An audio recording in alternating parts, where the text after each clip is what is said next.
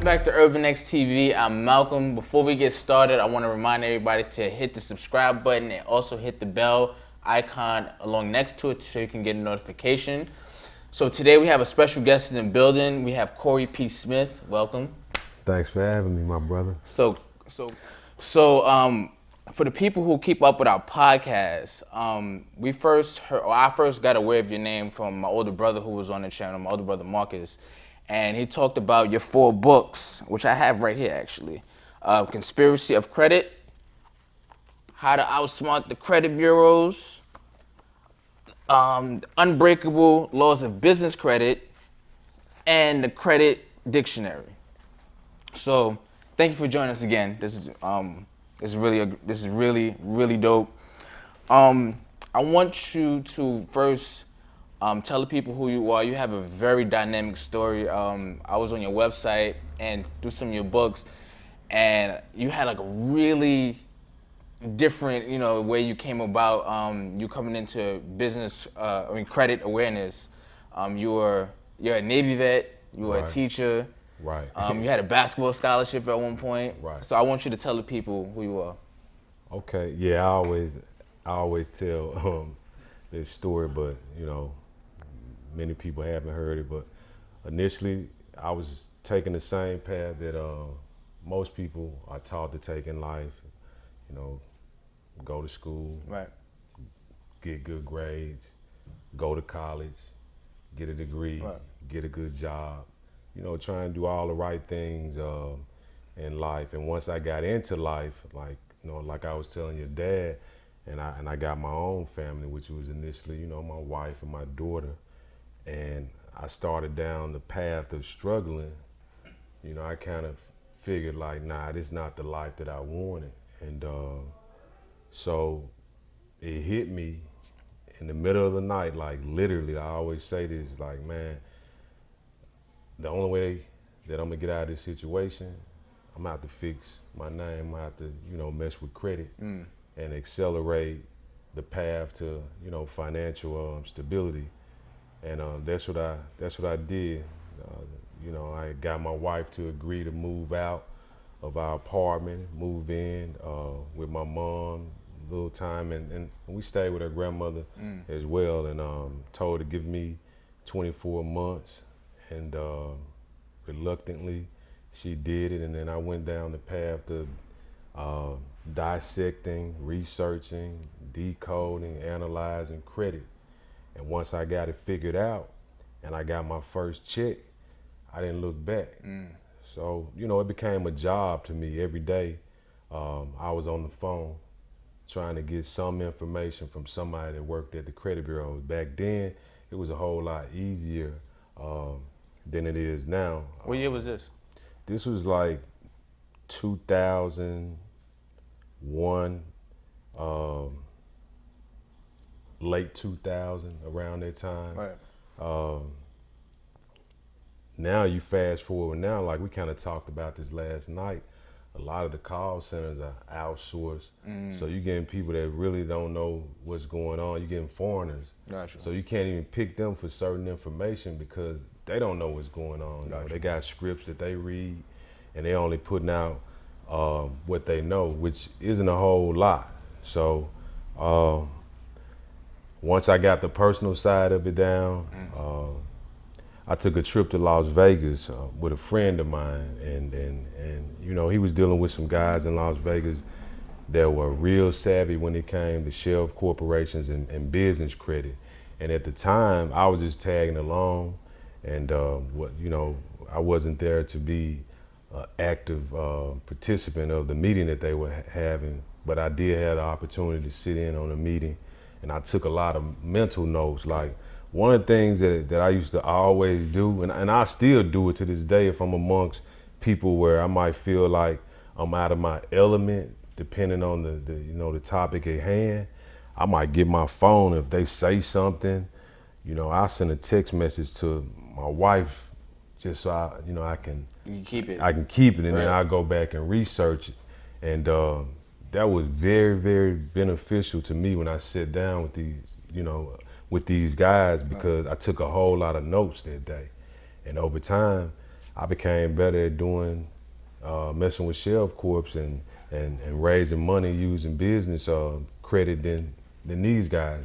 Like today, some of them same guys, they call me and ask me for advice on different things. So I wanted to, because a lot of people when you bring up credit, especially like a lot of people within like our community, within the urban community, they get scared off because a lot of people messed up their credit early with consumer debt and things like that. So how do you, as somebody who tries to give information, ease people's mind when it comes to topics like credit? That's the problem. Like most people, like one of the things, not just with credit, it's just with anything you do in life, you have to kill the fear factor. You know what I'm saying? You're gonna lose if you don't try it. Right. You know? Right.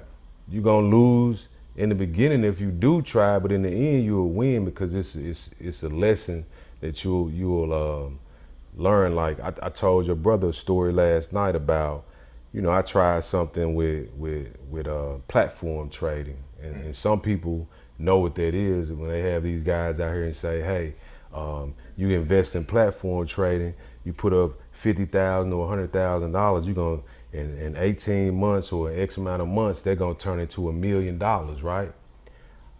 I fell for that, and it wasn't that I was not intelligent or not a smart guy, but I was still, vibing off that hope. Like, Gotcha. I want to be rich. So that's what get even intelligent people, hope gets them sometime. They got me, but I was telling your brother, the guy got me for $100,000. I made some money off of a real estate deal, and I didn't even see the money. When the money was wired to me, I had somebody that was assistant to me wire that person the money. Like I didn't even see it. I was like, take that money and wire it to this person. And I ended up losing $100,000. And I was telling your brother, like me and my wife was in Vegas and at the Red Rock Hotel, and man, I run into this guy. And he looked like he had saw a ghost, but he ended up walking up to me and he was trying to explain. I basically told him, like, listen, man, you don't owe me anything. Like, I'm more in debt to the lesson, Right. Because if I could make the $100,000 10, 20, 100 times over, and that's the part of when I say you can't be afraid. You're gonna take losses. Like, if everybody could get rich off the first thing that they tried, second thing that they tried, third, the 100th thing they tried, it'll be a whole lot of millionaires walking around, especially here in New York. It'll be a lot of millionaires walking around, but it don't happen that way. Right. It's no clear-cut blueprint on, like, trying to get that millionaire status. It's hard, So when you were going through your rough period, what made you turn to credit? Like, why was that the vehicle? Man, because it's like I told your dad, like, my father, once I had the opportunity to live with my dad, he would do things like, he would find $1 million house, call the agent, set up an appointment, knowing he couldn't buy the house. He'd take me along, and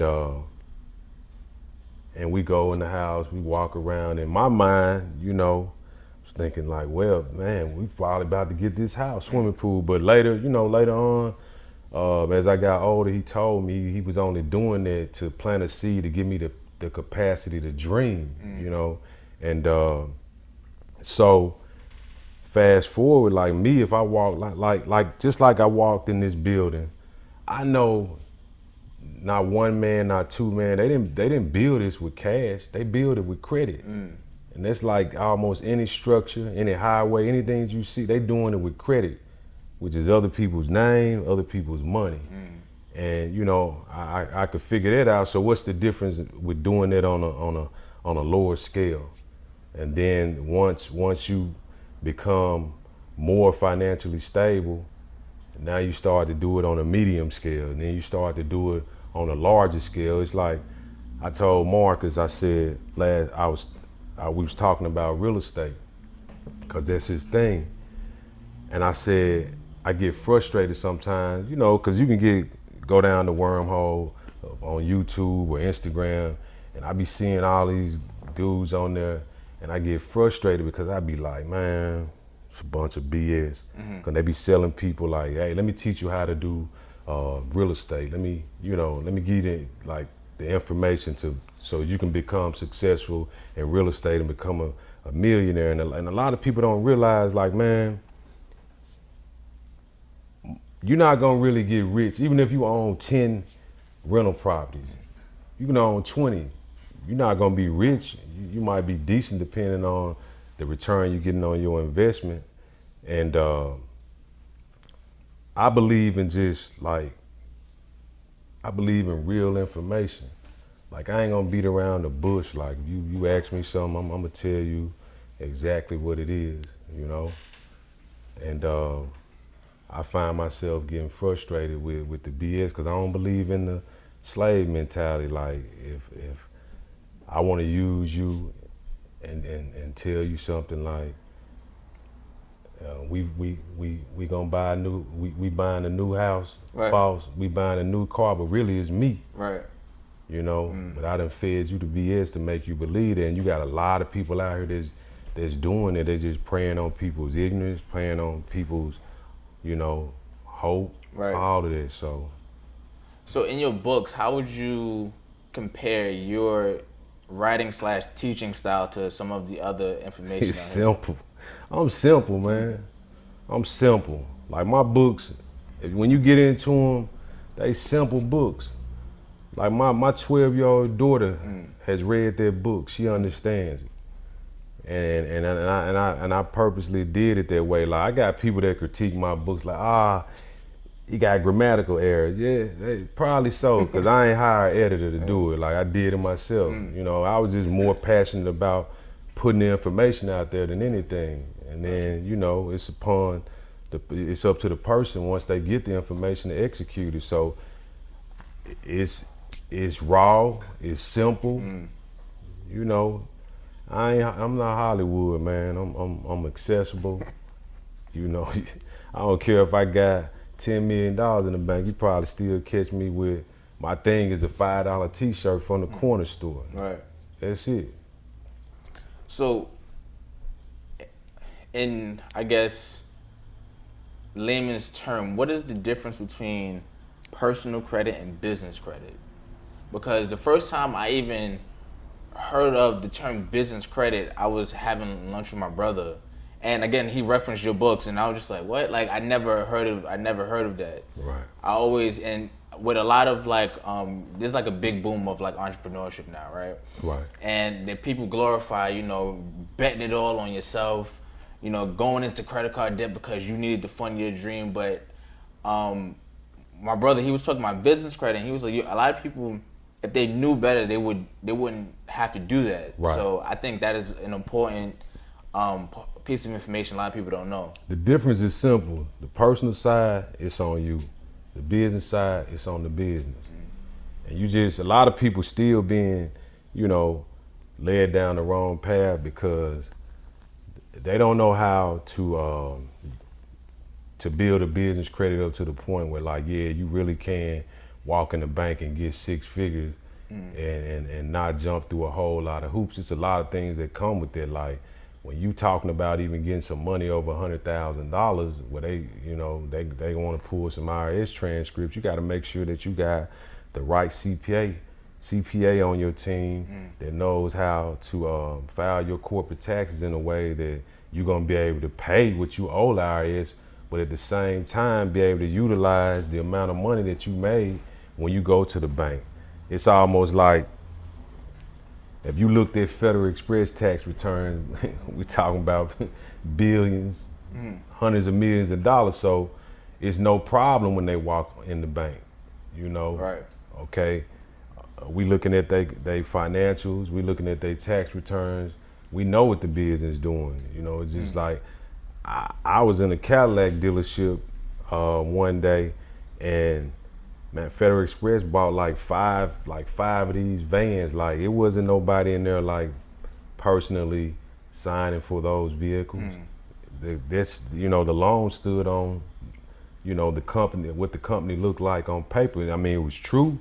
Of course, the taxes was filed. So that's the difference with being able to knowing how to also build your corporation up to a point where you really don't have to utilize yourself personally to guarantee certain loans. And then there's also a difference even once you move over to the real estate side of trying to purchase some property under your company. Gotcha. But I'll say this, the number one, the key thing to that is your tax returns. And we ain't talking about being bogus if that makes sense. Gotcha. So I want to take a little step back. I want to know about I guess your climb towards, after you got this information, after you packaged it, what was some of like the roadblocks you ran into as far as skepticism from people, as far as from the credit bureaus themselves? From people, and a lot of it came from my family and people that's close to you.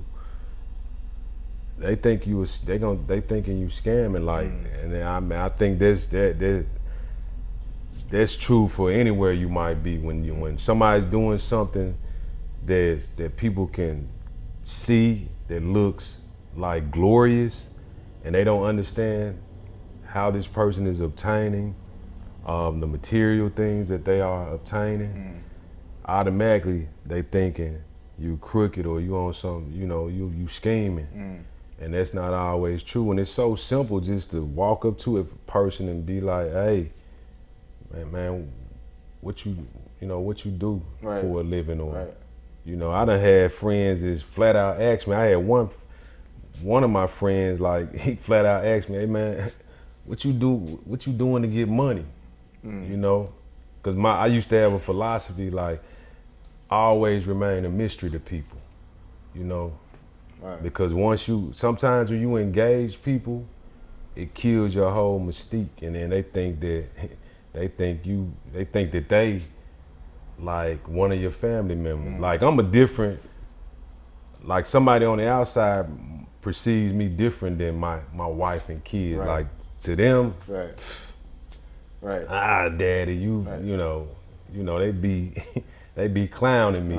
But to somebody else, I probably was, I'm a blessing to them, so they gonna look at me in a different light. Just like some people, they don't feel like I was a blessing to them.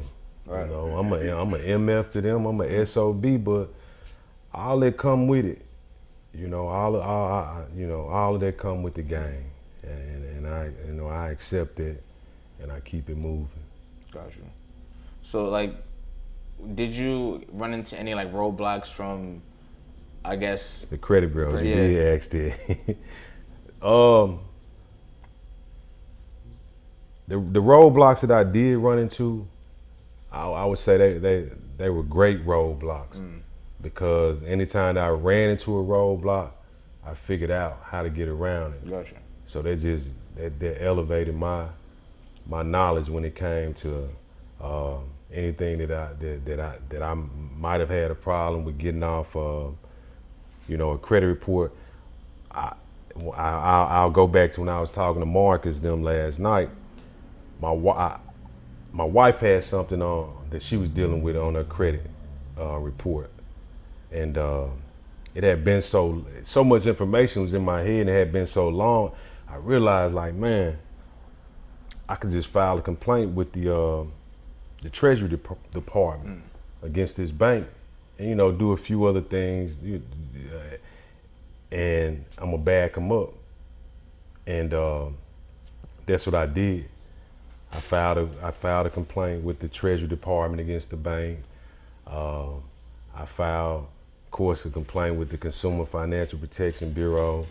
But those are the types of things that I was able to learn when I ran into these different roadblocks. Because it's all about playing the game within the confines of the law. Like, anything can be removed. It might take you some time, it might not happen overnight. Right. Might not happen in 6 months, but you gotta keep at it. Like on one of the videos when I was talking about jamming your credit file, like I jam some files. I jam so much, and if you never experienced this, the credit bureaus actually, like the things that they deleted off the credit report, it ended up what's called it rolled over to the point where it was 2 separate files that I had created within the credit bureaus. Like one of them was Corey Smith was a good file, and then the other file was all the things that was deleted. And that's how much I had jammed the file. Like I'm talking about, I'm dropping letters. Man, I'm dropping 10, 12, how many letters every day. I'm going to the mailbox. Okay, at 10 o'clock, I'm mailing out these letters because I know the post office, they got their first run at 12. Okay, I'm gonna come back, I'm gonna drop some more letters at 5 o'clock. Okay, now I'm coming back after 12 a.m. midnight, I'm dropping some more letters. And I ran this cycle, man, for a whole 30 days. And I'm only doing it just as I'm jamming the file. Even if somebody responding, like, I'm gonna mess them up in the end, I'm gonna win. Yeah. So it's stuff like that I learned over the course of running into these roadblocks. So how were you able to like obtain? You said you were calling these credit bureaus. You were talking to people. Was that your way of acquiring all of this knowledge and just putting it together, or were you reading books here and there? Like, Nah, I didn't read no books. Like what I learned it from trying. Like I'm never gonna tell you something that I hadn't tried, cause it's like my wife would tease me. She'd be like, the credit man don't know this, but she teasing me cause she know what's up. I know what I do. I can't have him. I can't have you. Nobody can ever approach me and call me on this. Nobody. I don't care who you can work for the credit bureaus. I can't have it. Especially if I'm saying I'm the best. And I believe it. I believe it. So I can't never be called out on it. So the only time that I have read books on credit, I just want to see, let me see what the competition might be. And it's nothing. Gotcha. It's nothing. But it's like, even with that, it's something that Apollo told me. He said, man, when we talked about people being lazy, he said, the stuff you putting out, it ain't like you can't find it. Because you can find it. You can find it, but most people too lazy to really look for it. You can find it if you watch this, if you watch enough videos. You can, I done discovered information by YouTube. Right. I don't know everything, and it's true. Like you can find out anything you want to know, but the problem is most people lazy. They want to be rich. They want to live the life, but they don't want to go through what they got to go through to obtain it. So you were telling my pops earlier. You were telling him a story about you helping a homeless guy with his credit. Can you tell me about that? Yeah, I was telling them when I was talking about, you always hear me mention duplicating yourself through other people, and I was just telling them about an incident that I had with a car dealership. And the owner of the car dealership is basically like saying, hey, come deal with me. And I was saying, he said that, he was saying, come deal with me directly if you ever decide you want a car from one of my dealerships. Right. And he was saying it out of fear, because he knew that I can walk in there through anybody, through you, your dad, anybody. When I talk about the duplicating yourself through other people. But that's when I was explaining your dad. I was sitting at the light one day with my wife and homeless guy, and I just say, hey, he better off than most people in the world because he blank. He like a newborn baby. I can make him look like I could make him be anybody I want him to be on paper. He could be a patent attorney for Federal Express. he can make $96,000 a year, right? He could live in the nicest neighborhood. I could do all of that because he a clean slate. You ever seen, what is it? You ever seen the movie Catch Me If You Can? Yeah. Not Catch Me If You Can, but Now You See Me, Now You Don't. Yeah. And the old Chinese lady, she was talking about the tarot card, the fool, and she was saying, you know, the fool card is basically because it's like what she was saying was it's a new beginning. You know, the fool can be anything that he wants to be. So that's kind of like how I was looking at a homeless person or somebody who's been locked down 5, 10 years. Like that's their weapon. Gotcha. That's their weapon. Like, man, it might take, if it take you a year to make 50 grand, I do the right thing, I can have 50 grand in a month. So I done passed you, so I done ate up all that time in 30 days. Right. So, you know, that's how that whole thing came about as far as taking the homeless people. Now probably other people doing it now. You know, I might be taking a shot. You hear about credit partners. Now we got credit partners. Like, I ain't get that from nobody. Right. Credit investors, it happens just like that. Saw a homeless guy that thought hit me, man, let me try this. And I tried it. First 2 guys, 100,000 plus. Icons.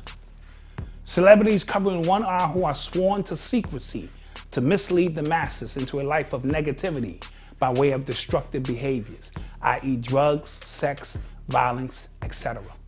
Most of these celebrities you see in the music industry and in Hollywood have taken a sworn oath to protect what they have going and to have you being misled by using drugs, violence, and all of these other crazy behaviors. Be careful. Beware of those who are pointing at one eye, covering one eye, or trying their best to shut down your first eye. Log on to urbanx.nyc for the latest in apparel or shop urbanx.com to pick up the latest in our not so subtle teas, and we thank you for your support.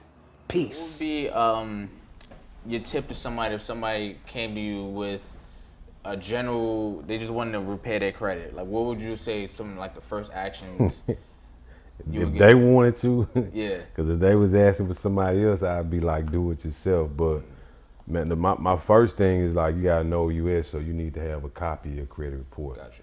Some people they'll come and want advice about their credit report, and they don't even have a copy of it.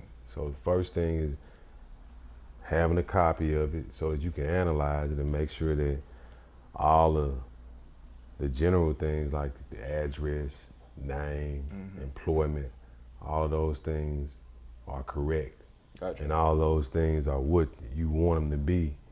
Like, some people can get a copy of their credit report and have a job on there from when they were like 20 years old and they worked at Burger King, you know, when it should be saying, I'm an engineer for Georgia Power now, or something like that. Got it. So that would be like my first advice. Get a copy of the credit report so that you can analyze it and then break down the things that weighs the most. Like, okay, I'm gonna attack this portion where I got to get these collections off. Gotcha. And then the next thing, okay, or if public records don't really matter now because, you know, they don't report like they used to. Gotcha. You know, outside, you know, the bankruptcy do. But that would be my first piece of advice. You know, get a copy of it and then come up with a plan of action. Gotcha. So, like, how often, because you being so into your credit or you're just credit in general, I feel like people have this picture of you just always in front of you, like your credit score every day. Like, how often do you say would be like a healthy way to check your credit? Or like, because a lot of people stress over that as well. So you don't. Man, they stress over because one, I don't check it a lot. Like, I ain't into that. Gotcha. I'm not, and a lot of people that's hooked on like, let me look at my Credit Karma, or let me look at my FICO. that's an industry behind it. When we talk about the industry of almost like when people wake up in the morning and they go right to their Instagram, and they go right to their Facebook. Right. Some people do that with their Credit Karma. Those software engineers create these algorithms. These engineers are called attention engineers, I believe. There was a book by Cal Newport, Digital Minimalism. He talks about like there are people who are hired for these apps to keep your attention. Yep, to keep your attention, and you become addicted to it, just like a drug. Like a drug. Yeah. And you don't have to do that. You know, I always say, like, I don't even focus on the credit score. I don't focus on that. I just know what I know. I know I don't need to have a lot of inquiries. I know my balances don't need to be. I need to be at 10%. I know that. I don't need to have any collections, public records. Like, if you got all that in place, I always say the score be where it needs to be. Like, people be putting a lot of focus into, look at my credit score. I mean, they advertising on TV. It's a business. Like, they want you to focus on it. And it'll be there if you just do what you're supposed to do when it comes to your credit. Gotcha.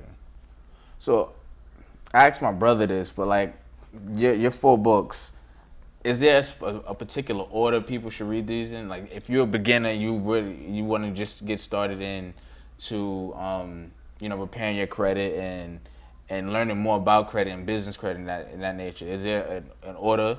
I would say How to Outsmart. Okay. The credit bureaus. Got you. And then Conspiracy of Credit. Got you.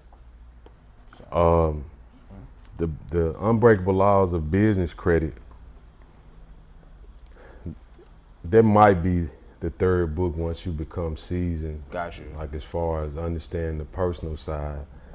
The Credit Dictionary,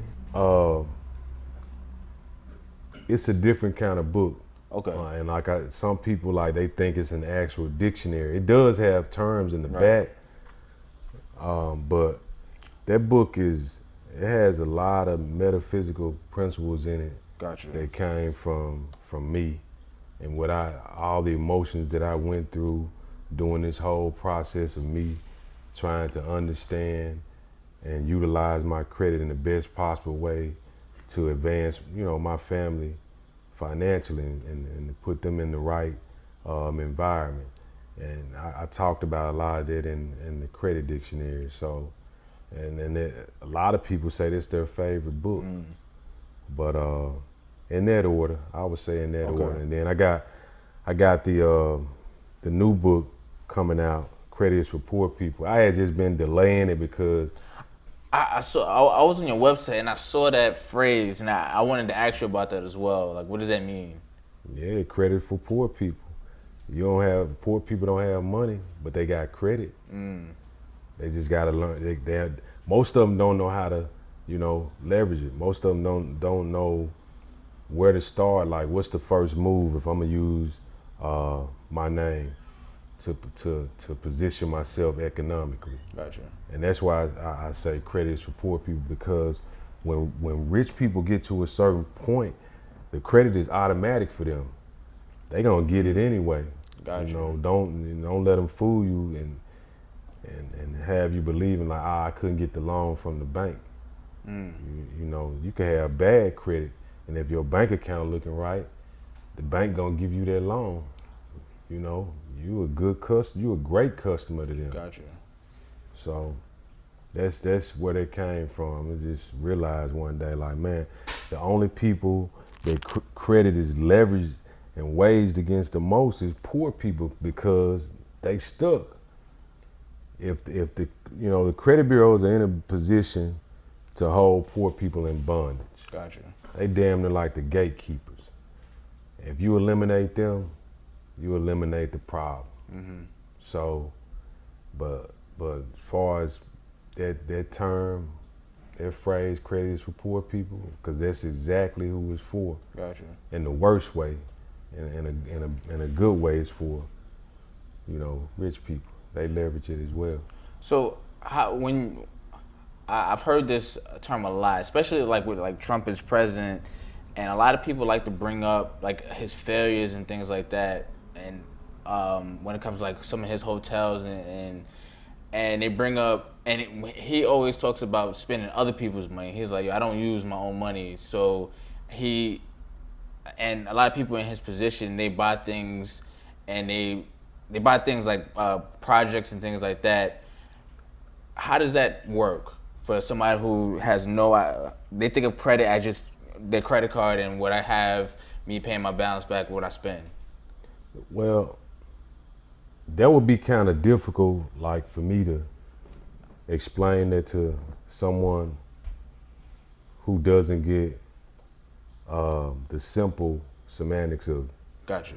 like credit on a personal level. Gotcha. Like when you start talking about people like Donald Trump, those people operating on a different level. They understand leverage buyouts and their stock portfolios are different. You know, they're able to leverage all of these things without even producing cash. And the average person, like, you couldn't even explain that to them. Gotcha. That's a process.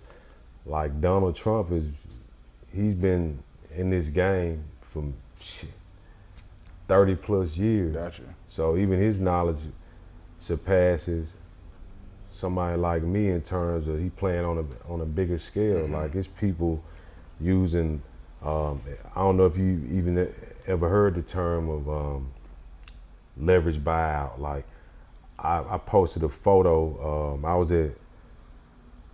I was at the NFL fundraiser about a year ago in Orlando, and I took a picture with Gordon Bazar. Gordon Bazar is like one of the masters at leverage buyouts. That means it's basically like you're not putting up no money to take control of a company that might be worth millions. You know, that's a process that a person has to learn. Right? Like even me, it's a process of damn near going to school and actually going through the process of the different steps of being successful at a leverage buyout. So when you talk about people like Donald Trump, man, they playing on a whole nother level. Gotcha. And some of us will never reach that level because they have access to different things that we don't. It's just based off, you know, sad to say, their skin color and, you know, who their parents may have been or where they may have been born. Gotcha. So I've read on your website that you're working on a documentary. man, I've been working on a documentary for years, yeah, and this is the year. I say it so much. This is the year that I am going to get it out for people to really get a raw look at everything that I've ever, you know, spoken about when it comes to credit. Gotcha. And even talk about some of the gritty things that I've had to do in this game of credit. Like I'm a different type of dude. Like I don't play fair. Like I'm not gonna, like some people might take this the wrong way. Like I don't even always play fair when it comes to this game of life. I'm gonna play fair on the spirit from a spiritual standpoint. My intentions are always gonna be good. Gotcha. You know, but the outcome might not always be what people expecting, you know. But as far as some of the other things, nah, I'm not gonna play fair. I'll examine every deal because you gotta understand, most people who approach you or most people who you interacting with, they want something. Just like truth be told, you want something if you start to deal with somebody. And that's not a bad thing. Right. You know, but I'm just saying, you know. Gotcha. So, what's next for you, as far as Corey P. Smith, the author, the credit awareness expert? What's next for you? What else do you want to take? Like you said, you have another book coming out. You're working on the doc, but what else do you want to the future for you? Man, for me, honestly, you know what I want? Like, I'm so simple and certain things don't bring me the same type of happiness that it brought me when I was a younger dude, Gotcha. like cars and stuff like that. I just want to be able to just position myself where my family can be good. You know, I like I was telling Apollo, like we was in his old neighborhood today in Staten Island. I can't think of the name of it, but you know, we in the hood. And I know you gotta always control your environment, but no, that was fun for me, just vibing with good people. Nobody on no BS. That's fun for me. Right. You know, now. Just like what's fun for me is traveling with my family, staying at a nice hotel and eating good. Right. You know. You always hear people talk about, I want to retire because I want to be able to spend more time with my family. I want a vacation, like, and I be like, well, hell, I ain't gonna never retire because I've been doing it for years. Like, I spend time with my family. I take vacations. I do what I want. Right. So I'm probably gonna be, you know, making moves for it until I check out. You know, I still dabble with the real estate. I'm still, you know, learning different things when it comes to real estate investing, more so on the commercial side than the residential. Gotcha. Of course, I try to keep up with what's going on in the credit industry, even if I'm not touching reports and I'm actually doing it. You know, Right. That's like a trend right now. So many people doing credit repair because the industry is crazy right Gotcha. now. But you know, that's what's next for me. Yeah. I will say this, Apollo. I just feel like he a godsend for me. A lot of people know who I am, but there's millions who don't. And I think with his help, those millions who don't, they will soon find out who I am, and it's like he told me, man, it's not what you saying it's how you saying it, and they gonna feel you. Cause you could hear somebody else say the same thing that I'm saying, but you ain't feeling it. A lot of people come off, especially in like finance, in the finance game, a lot of people come off like real just snakish sometimes, and you don't know whether to trust them or not. And I feel like you have a like real authentic, like, oh, listen, this is who I am.